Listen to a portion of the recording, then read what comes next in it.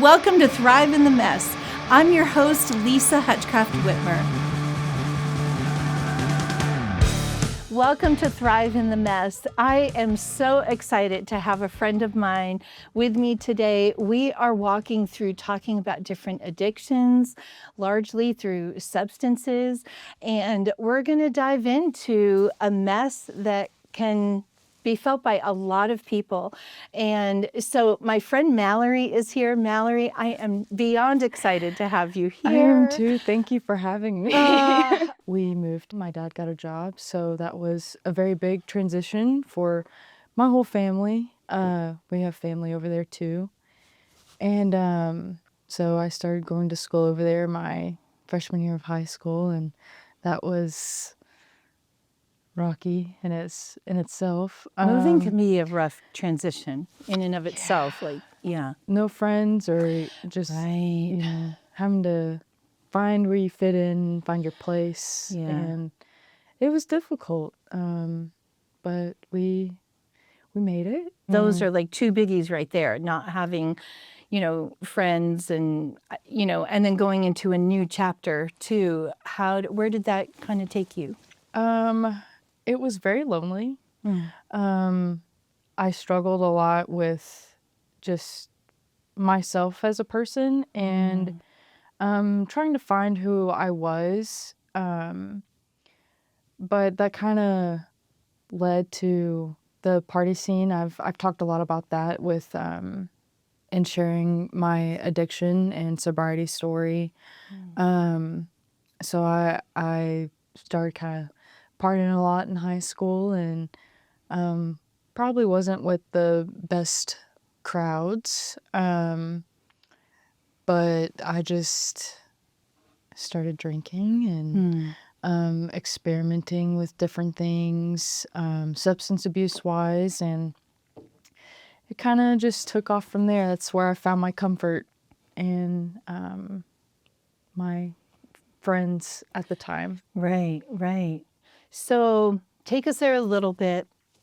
You are turning to different substances, and you're not the only one who does that. Yeah. There are a lot of people who, when life gets kind of rugged, that's a place, where did that take you? Like, why, we go back to the things that make us feel, did it make you feel just calmer? Did it make you feel like, okay, I have friends in this area, or, that next drink or that next whatever drug or whatever, and just kind of take us there a little bit. Like, how did you feel?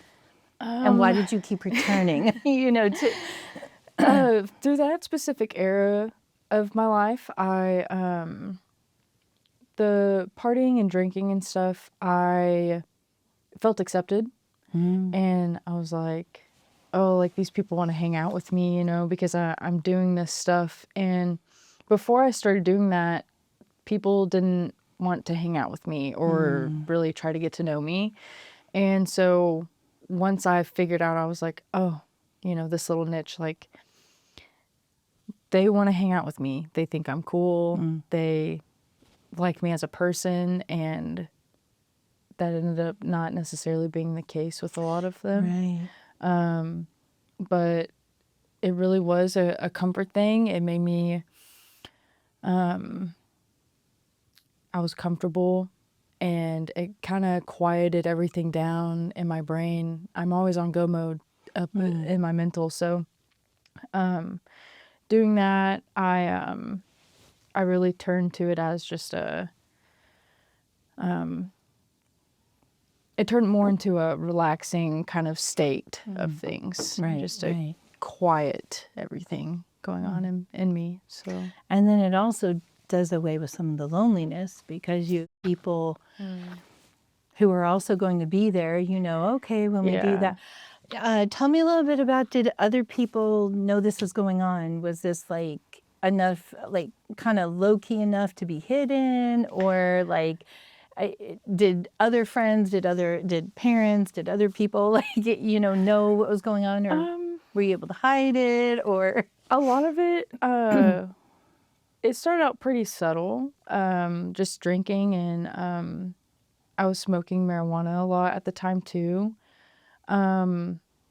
I had gotten caught in high school. I was a cheerleader in my senior year of high school, so a picture of me smoking had gotten sent to my coach. So it was Ouch. kind of out and about at that point in Right, time. right. So by that point, a lot of parents and other people, my parents included, knew that Right. I was starting to do all that stuff. And Was it kind of hidden for most of high school or until that moment or? kind of, my parents kind of had an idea that I was getting into that. But they didn't realize how often or how much I was doing it. Right. So they were just kind of like trying to keep an eye on, okay, she's kind of getting into this crowd. And with my dad being involved in the school, he kind of knew people and knew students that I was hanging out with that were doing the same things as I was. So Right. they had a decent idea of Try to what keep was his going ear to the on. ground. What's going on with that? Well, did they ever ask you directly even? And how would you have even responded? Those are two separate questions. I can't really recall them asking me until I kind of got like caught doing it. Honestly, my memory from that point in time is a little rocky. Yeah. I don't have the best memory from it, but from what I can recall, they did ask questions, and honestly, I tried to lie a lot. Right. Right. I was at that point in my life where I didn't want them knowing anything, like almost like that teenage age where you're like, it's not your business, Right. it's my life. Right. Let me do as I please. But honestly, now that I look back at it, I'm like, I'm glad they were in my business because they needed to know. Yeah. And they probably kept me from doing a lot of things that Yeah. would have hurt me further on in my future. So, And I know with your parents, I'm sure they were just praying because sometimes like when you're loved, the person you love doesn't really want to hear anything or be asked anything. Only God can touch a heart. Like I can't touch a heart. You can't touch a heart. We can't reach in. We'd love to say, hey, could you stop doing this? This is going down a not great path, So what happened? The picture gets out there. It's in all the tabloids. But I mean, I was grounded for a lot of the time. My mom was trying to be understanding of why I was making those choices, and my dad was also trying his best to be understanding, and they've never been put in that situation before necessarily, so they were doing what they thought was best. And your world intersected with your dad's world because of him working at your high school. Yeah. And was there fallout with the coach and and cheerleading? Were you like kicked off, or did they like just give a warning, or how did that play out? I did have to sit out a couple of games. It was, I think I had to sit out until like our homecoming game, so I didn't get to cheer homecoming. I don't think. And it's your senior year. It is my senior year. Right. For football, so I missed a lot of that. But I was still able to go to games and be supportive to my teammates and stuff like that. Did it make you stop though, or were you still going? I was trying to stop at that point in time. That was so. The picture, I was like, I had personally posted it, so that's probably an important detail of that. I had posted it. No. Were you maybe not sober at the moment you posted it? No. You don't have to answer. I probably wasn't, honestly. I was like, oh no, that might that's an important piece of that. But I had captioned this picture. I was like, sad I have to stop doing this for the upcoming cheer year because we're doing drug tests. You had to pass drug tests to be in school sports. So that is an important detail that I missed. And that's also not like a heart thing of like, okay, I really need to Yeah. change this because it's hurting me. It's just like, I want to be able to still do the Yeah. things I I want to want be to able to pass the do. drug test to be able to do this Right, for the school. Yes. right. So I was trying to stop at that point in time. I didn't stop drinking just because, like, I didn't have to worry really about that showing up on a drug test as much. Right. Interesting. I never thought of that actually. But yeah, Yeah. makes sense. Right. So I kept on doing my thing Yeah. and just I'd sneak out or lie about where I was Right. at and who I was with. So that continued.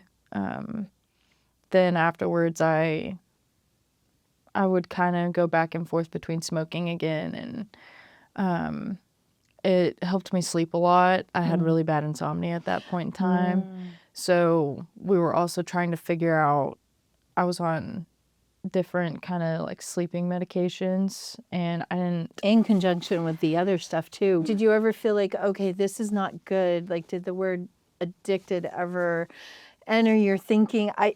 At that moment, perhaps maybe not. Yeah. But like, what did any of that ever, like, maybe this isn't good for me? I would like to say no. It didn't. Yeah.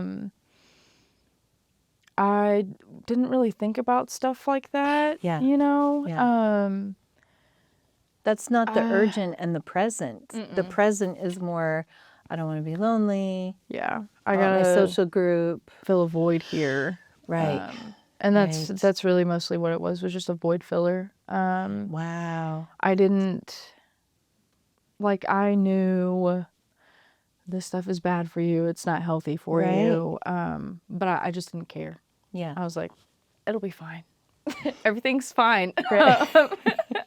Everything's fine, So, really. I'm really, drunk and high, but everything's fine, everything's really. fine. It's going smoothly. It's all right.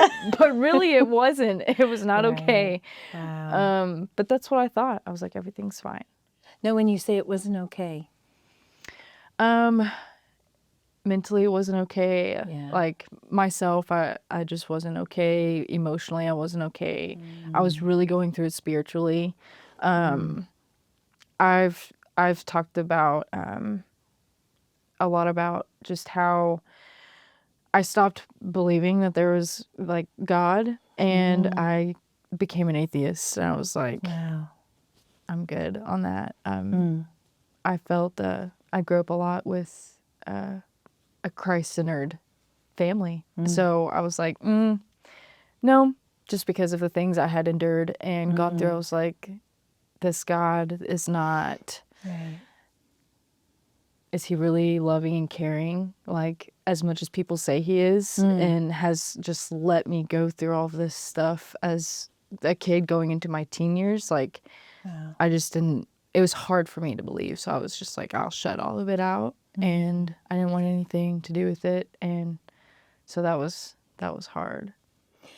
Now, you say it was hard, Yeah. but like you made that choice. So like, how did that play out in everyday life? I know your memory isn't that great, but like whatever shreds of, you Yeah. know. It was hard with my parents. And Disappointing them? yes, and them wanting me to still have that relationship with God. And I think all of us at that point in time were really struggling in me figuring out life and figuring out my way through life. My parents kind of just had to come to terms with, like, she's going to do her own thing, and all we can do is just be here for her, let her know she's loved, and God loves her. So, and that's what they continued to do, even though I was like, I don't want to hear anything about Right. Jesus. Like, Literally talk to the hand. yeah. Right. Yeah. Yeah. And it created a rough patch with me and my parents. That was a very difficult time for us, and I was just really hurt and just trying to navigate through that anger and trials that I was going through with that. You know, and something when you were talking, I can't help but think of, you know, God doesn't force us to believe in him. Yeah. You having a thought about not disappointing your parents, not wanting to make them upset, that's not a compelling enough reason really to do anything either, in a way. And your parents' heart for you, like seeing the choices you were making and all that, those are great. But honestly, it's true. We each, God has let each person decide if they're going to choose to believe in him or choose to accept that he loves them. He does not force that. No. And I love that your parents, like, I'm sure they must have been just kind of drowning in some ways and hurting. Yeah. But when we choose to walk with God, we won't drown. There's literally stuff in all the Psalms about, like, you know, when we pass through the waters, they will not, you know, come over us and things like that. And so I see that on your parents' side, but this is more your story too. So, like, did you ever feel, even thinking about that, okay, you remove God out of the picture. He's not going to force you to be like, Mallorie, choose me. You know, it's like, but he still loves us just like your parents were loving you during that. Did you ever ask for, like, were you ever like, I want to talk to someone about any of this? Or were you just still like, no, this is just filling a void? And I don't know that you would have, did you say that to yourself then? This is filling a void. You're just doing it. You're saying that looking back? I say that more looking back now. Right. I didn't want to talk to anyone about it. Right. My senior year, though, I was court ordered to talk to someone. So I had actually gotten busted at a party that I went to, and I went to jail when I was 17. So I was that like, and how did that hit you? Expressing, I'm like, wow, what was that like? Honestly, I was like, whatever, you know, it's fine, but this comes with the territory, maybe, and yeah. I didn't really think it was that serious, honestly. But I was in a lot of trouble with my parents, and my dad, I will share this. My dad picked me up from the sheriff's department and took me to the football field and had me do like punishments and stuff, like made me run and all this stuff. I did that for a week. I woke up 5 a.m.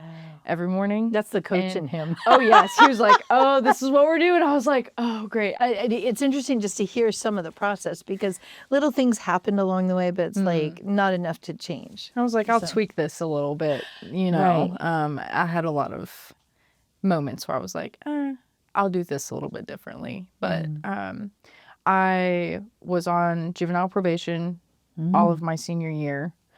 And so I had to quit smoking. What does that mean? Oh, okay. You did stop smoking. Yes. I was getting drug tested through them. And so I had to go every month to check in. And that sounds like a fun senior year.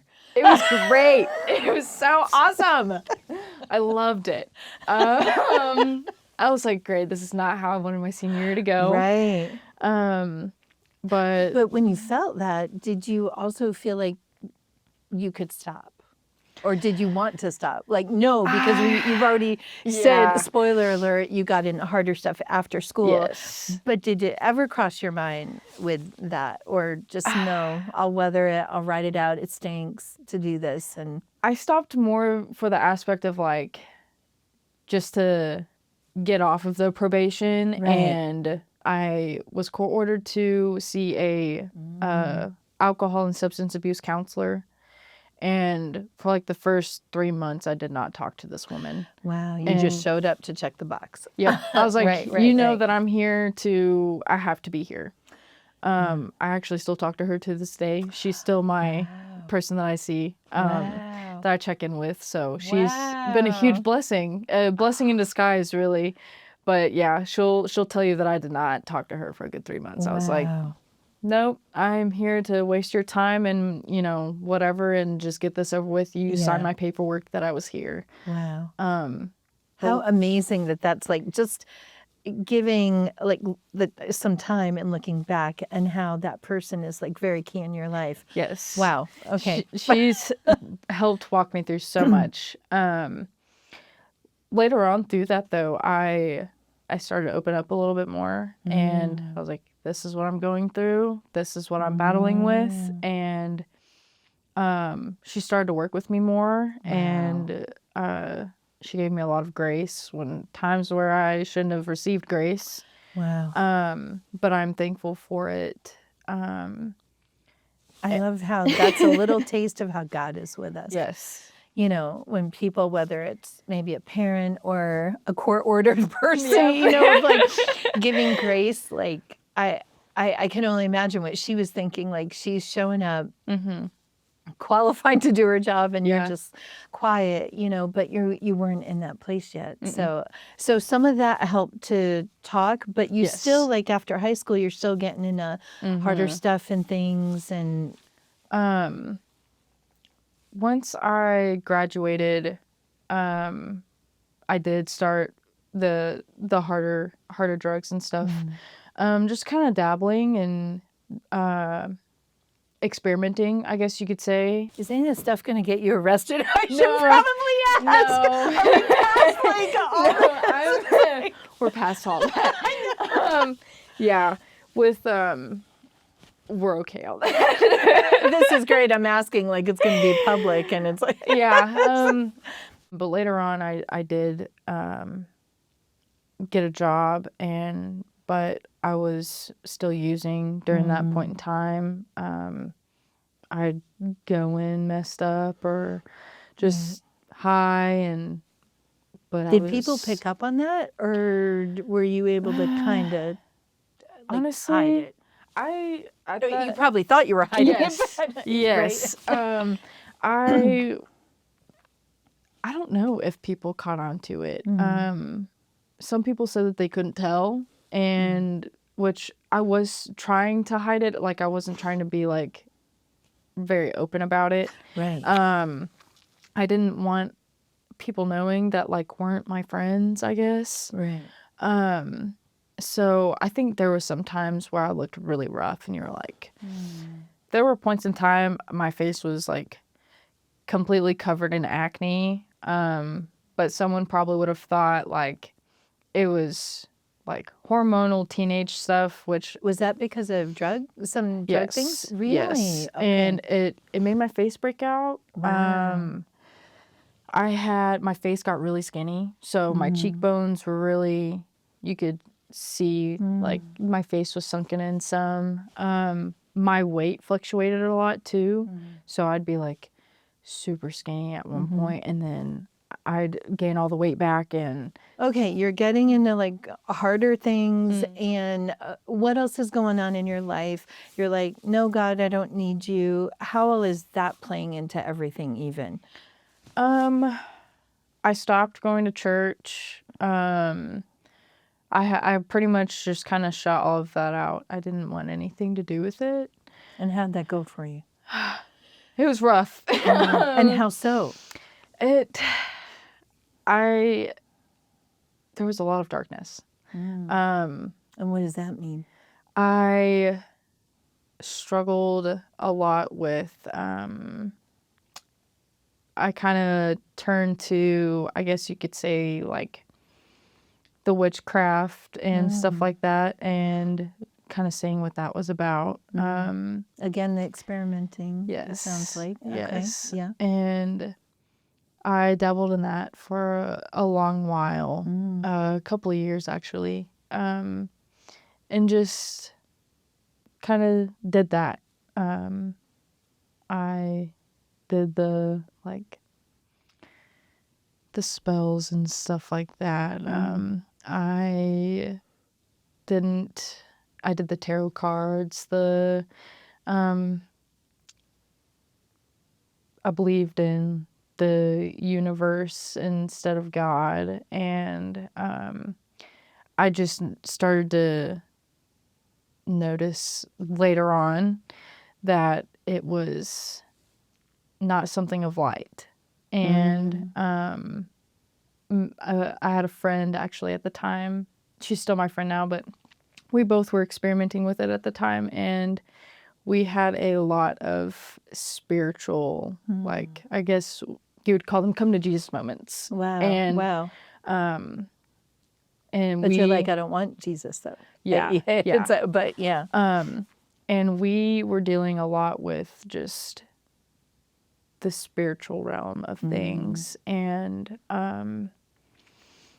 I guess you could say a spiritual warfare is what it was. And that was hard. I had like I guess what some people would call them like shadow people. I had those in my room. I would have terrible sleep paralysis. Of just like if it looked like demons and people were just grabbing me and holding me down. And so I struggled a lot with that, and just having this dark negative presence with me.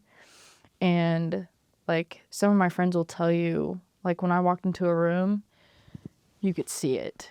And so having to navigate through that and still not wanting God, Right. I didn't know what to do. I was just kind of like, it'll be fine. It'll go away at some point. And to me, that natural feeling to pray when you're going through something like that, that kept coming up, but I was like, I don't want to. Right. And I fought really hard against it. And we are made, everything you're saying makes total sense, because we are made, I know one person described, well, and I've heard many people describe like a God-shaped spot in our heart. And it's a space that only God can fill. Yeah. But there's other things we try to throw in there. It might be material possessions, again, that boyfriend, that girlfriend, even having children, just filling it with whatever activities or substances or any supernatural, anything. It's a supernatural, and God made us that way. But it's really only a spot God can fill. But I was in a very just toxic and abusive relationship. And that kind of brought me to a place of realization of I can't be doing this anymore. I want better for myself, and I know that I'm going to need God to do it. And Wow. that's kind of when I had that moment with God. I wanted to take my life at that point in time. I was really struggling just with all of that darkness I was enduring. And I believe that God had met me just where I was at that specific point in time. And I don't really know how to describe that besides like I could feel it. Wow. And it was something just different. And I believe my mom was there to kind of be my protector during that time. Were you at home at that time, or were you like in that relationship somewhere else going through all this, or where God kind of showed up in that moment, or? It was actually the night after I had been physically abused. We were in the middle of packing up all my stuff, and I'm just in the floor sobbing, like I'm high. I'm just went through all of this. I'm hurting physically and mentally, and trying to just like gather like what just happened. I just remembered just sitting there, and was like, I do not want to do this anymore. Like, I'm tired of just constantly going through stuff. And I'm just done.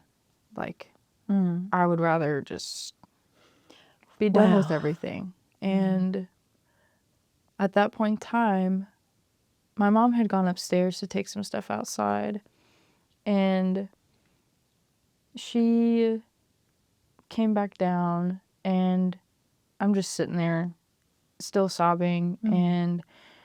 But her coming back downstairs was that I just felt like I got wrapped in a hug. Wow. And just something told me that everything was going to be okay. And I know that was a God moment. God's like, okay, let's do something about this. And from that point, I've spoke with my mom about this now, but she had no idea that that's like what I was planning to do to take my life. And but her coming down there at that point in time, it kept me from doing it. And that's where I believe that she That's timing. was. Huh. Yes. Yeah. And I'm so glad you're here. And yeah. me too. Thank you. But the fact that God can show up in someone who prayed for you, I know I probably agonized for you. I don't say that to make you feel badly. Yeah. It just is, we feel for our people. She represented God's love to you in a way too, in that moment. But and she told me when I had talked to her about that and explained what was going on, she's like, my feet were so heavy going up those stairs. She was like, I could not get myself to walk upstairs. She said, I did, but it took everything in me. And she's like, I didn't know what to expect when I got back downstairs. She's like, I had a feeling. And it just, how it all happened is just kind of like, like mind-blowing still to me. Just how God works in ways like that. And from that point on, I was like, okay, I got to get it together.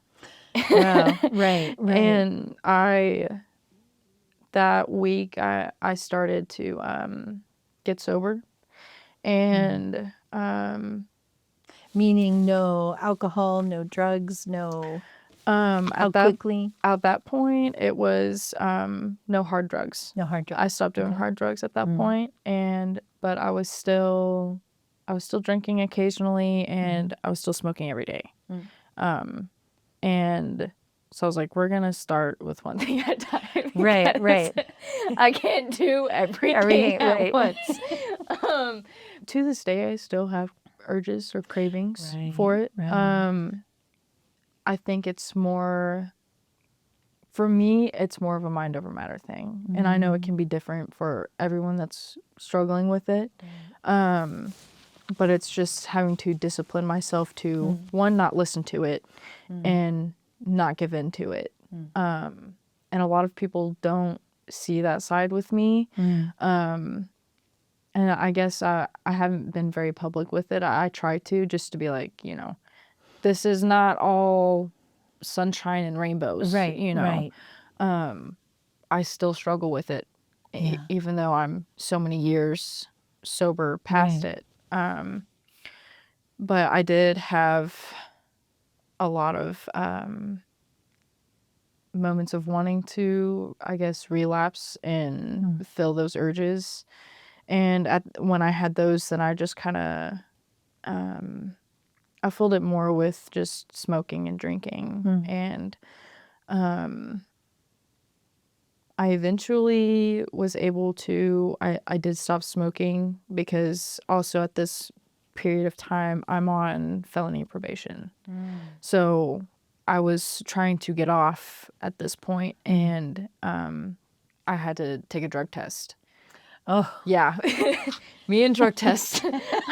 So that's a little compelling. Yeah.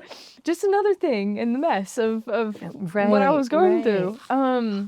I had gotten pulled over with a friend, and we had drugs in the car with us. Okay. And so it ended up being a felony amount, and Wow. Okay. we got charged with it. Throughout those years, I was in and out of jail too for drugs.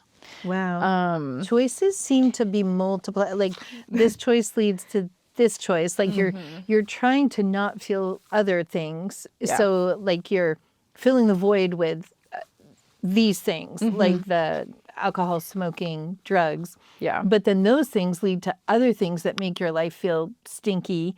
So and then though maybe then you used other words, I don't know. But we'll just stick with that one. Stinky. I know, we'll use stinky. Thank you. And then but then your life is getting more complicated then, where like now a felony, this and that, so. Yeah. And then the witchcraft part, is all that just kind of going on here? Yes. And then it was all going on at the same time. right. Well, and I want to come back actually to the to that night where you're like, okay, I got to get things together, and God and the hug with your mom, all of that. Where else has God shown up? Like there, and I don't want to rush it. I do want to get to the hope that I know. Yeah. Life is very different for you now, which Yeah. is just amazing because we've kind of gone through just some really rough stuff, whether it was, hard drugs, alcohol, smoking, physical abuse in a toxic relationship, and darkness with witchcraft, all those kinds of things. So you get to that point, but where did God show up, and how did you make some other choices like, okay, well, witchcraft or God, or, Yeah. So I'll bring it to, I'll speak on the probation thing, with all of that and the charges I had during that time. I was looking at prison time. A part of me cared, but then again, a part of me didn't care because I was still going through all of that hurt. Right. But I do believe that God stepped in on that. And how so? by me not going. And I had caught 8 other felony charges during this time too. Wow. So That's amazing. Like, would you be in prison now? yes. Wow.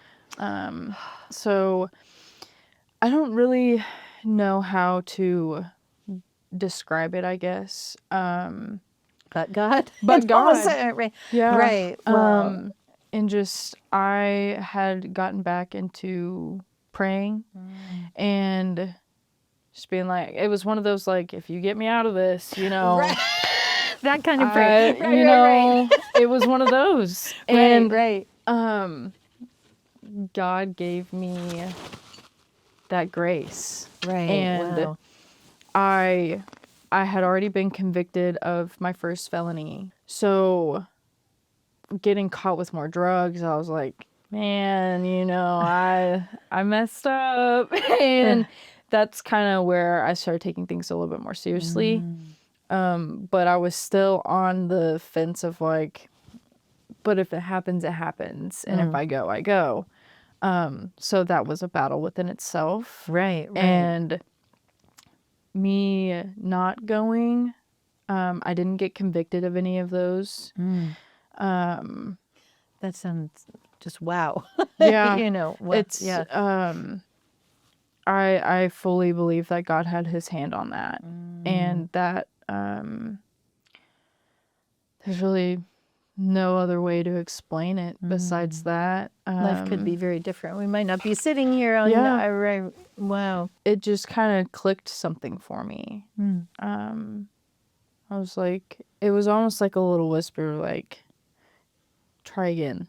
Like, get up and try again. So I was just like, okay. God is the God of second chances. Yes. Yeah. And thankfully, because I don't know where I would be without them. He's given me more chances than I could ever possibly go with. How are things, like you grew up hearing about God, church, all that, but like then you have where you were like, no, don't need that. But now, like, tell me a little bit, like, obviously you are thriving. Yeah. You look beautiful. Thank you. And you have a different glow about you. you.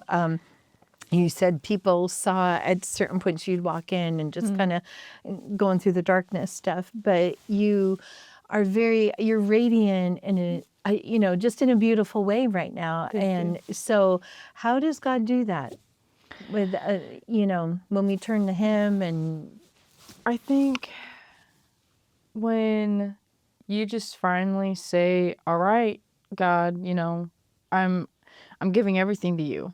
And every decision I make, every thought I think, everything that I feel, every question, I mean, literally everything. And you're like, I'm here. That it relieves so much. And it just takes this load off of you. I don't know how to explain it besides you just feel lighter. And I recently just started praying and reading my Bible more. And I never used to read my Bible. And so at the beginning of this year, I was like, you know what? I'm going to read it. And I've still struggle. I struggle every day with my walk, but that's a part of life on earth. yes. Yes. But praying consistently and reading my Bible, no matter if it's over something specific or if it's just something that I've turned to, I feel just so much better, and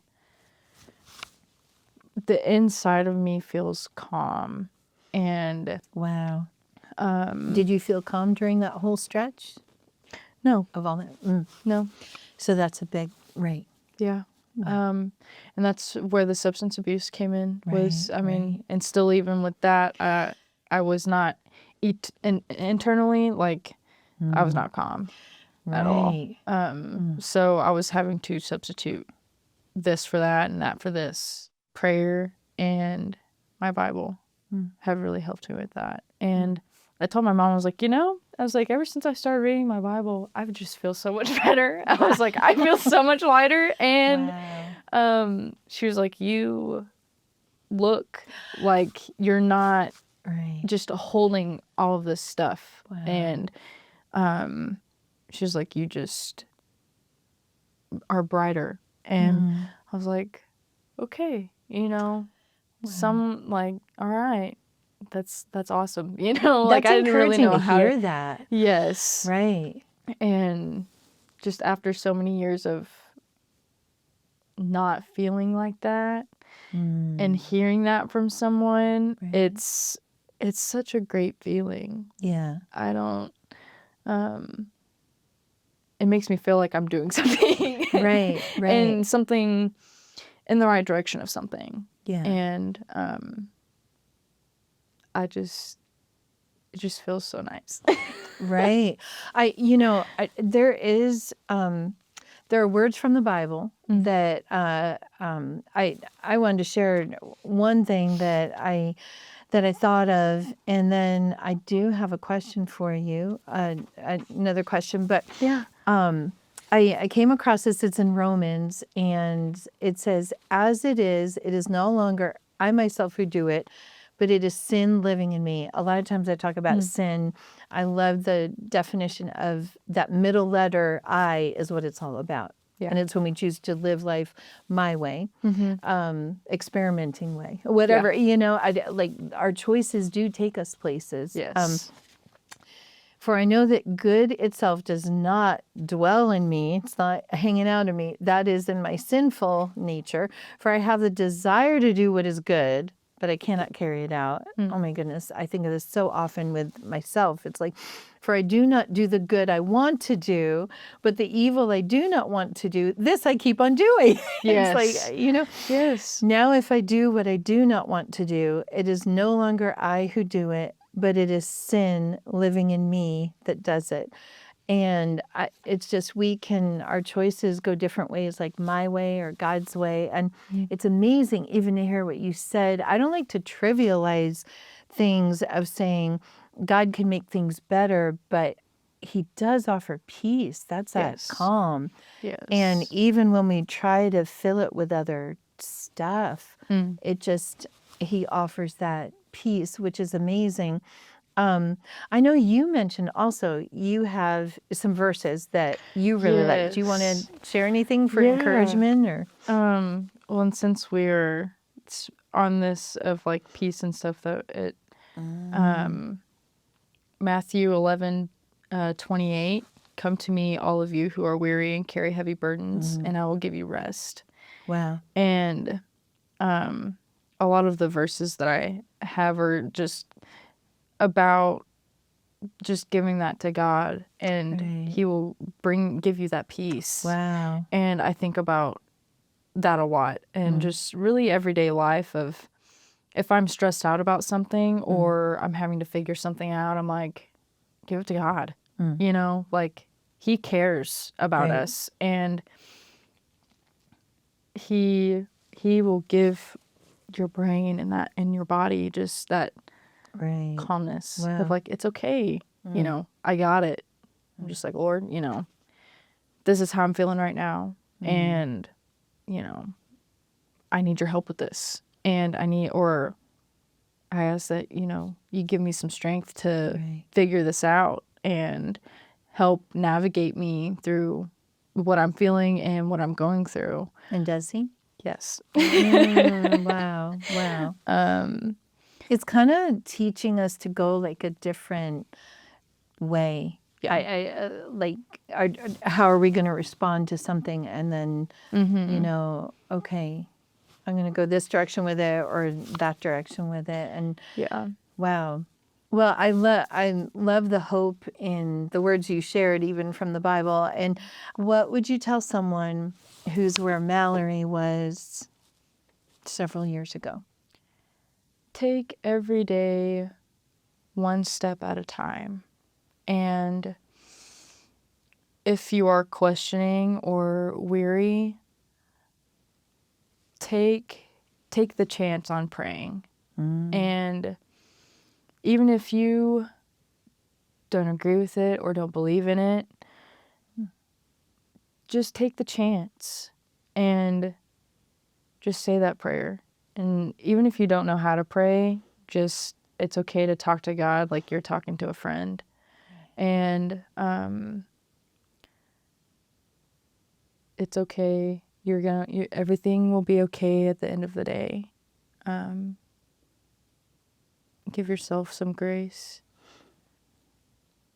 Wow. What would you tell someone who is having a loved one walk through this?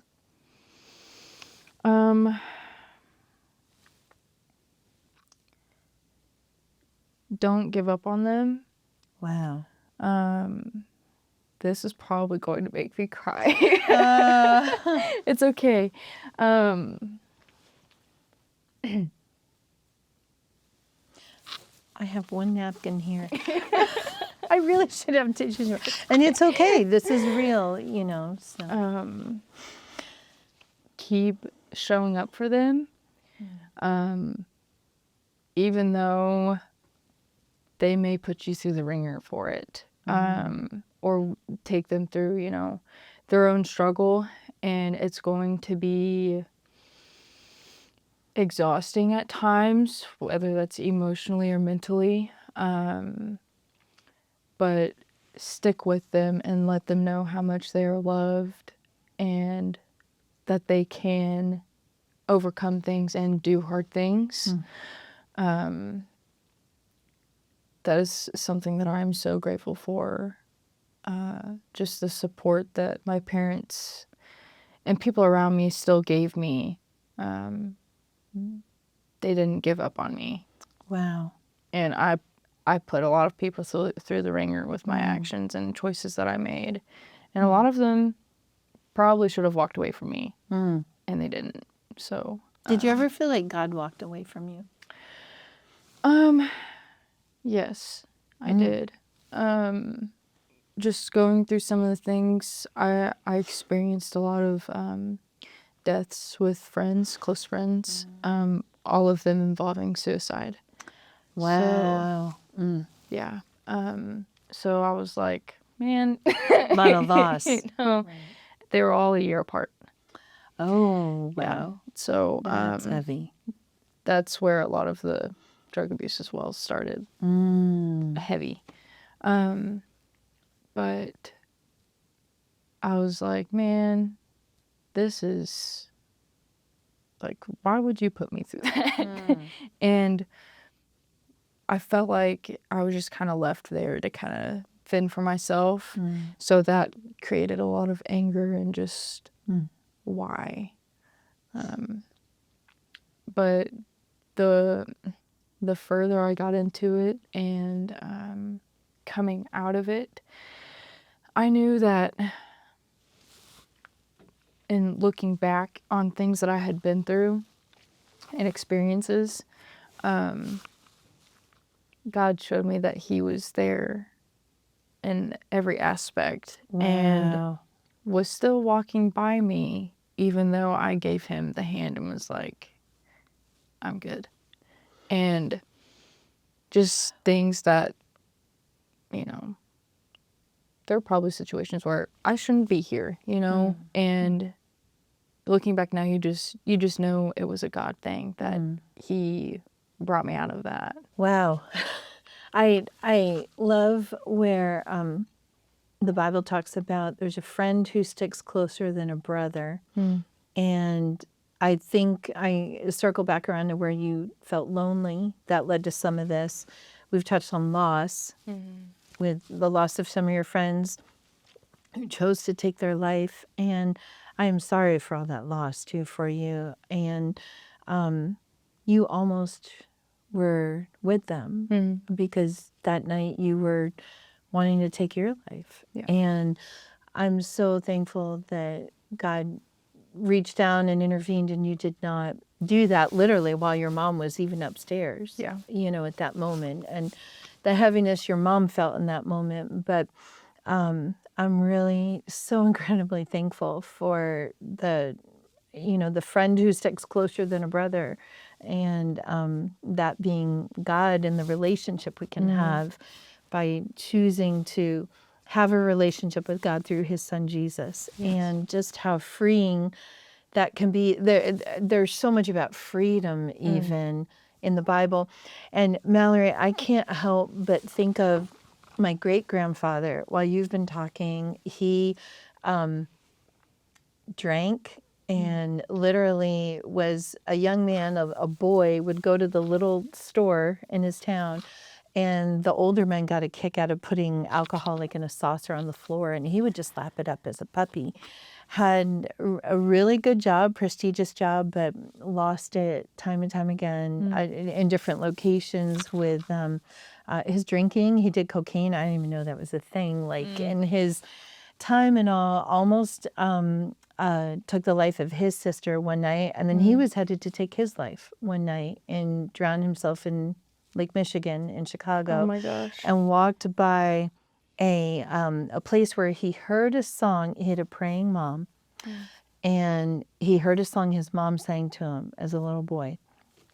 And that night, there was someone who talked with him. He was not sober at the time and had to take his life, but he chose to begin a relationship with Jesus Christ that night and never went back and to any of that. And literally, I listen to your story and I'm like, all it takes is one person to say, no longer.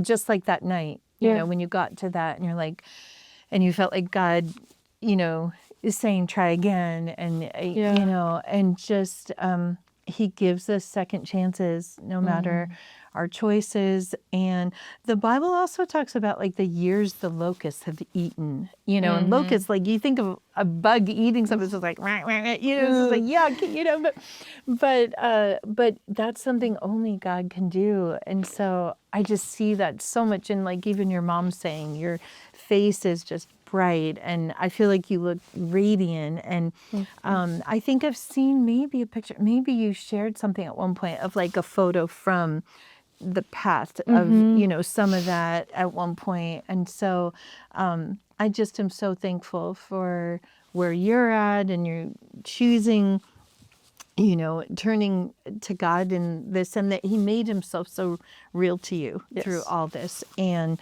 I just see that in my own family, like your great granddaughter might say that someday about you, the way I'm saying about my great grandfather. Wow. Thank you, God, for not letting him take his life that night. And just the addiction he walked through. And any final thoughts from you on, you know, I saw this on a picture actually, but I just loved it. Pray about it as much as you think about it. In which that has pushed me in my own prayer life. Like if it's constantly on your mind, that's probably God like, hey, pray about this. And so that's something that I've also started to do. But if you find yourself just stuck or in a just questioning something, no matter what it is, just take a second and pray about it, and God will answer. And sometimes it's not exactly how we want it to be answered, but he will answer us. And I love that. That was something that I just really fell in love with. So take everything one day at a time, one step at a time. Right. And even those triggers and whatever even now and the urges and things. Mallory, you said there's a quote that has really impacted you. Do you mind sharing that? Yeah. So I heard this and it just kind of kicked me in my chest a little bit, in a good way. But it says, Satan knows your name, but calls you by your sin. God knows your sin, but calls you by your name. And that just, it just did something to me, honestly. Satan